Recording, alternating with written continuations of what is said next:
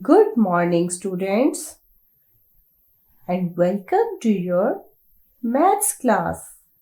Children, let's learn about colors.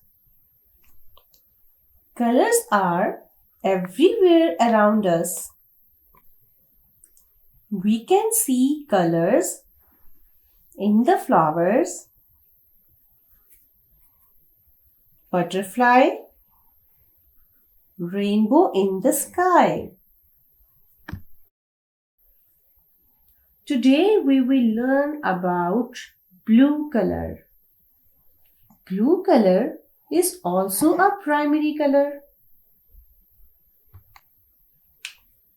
We can see around us blue butterfly, blue bicycle, blue bird, a blue car.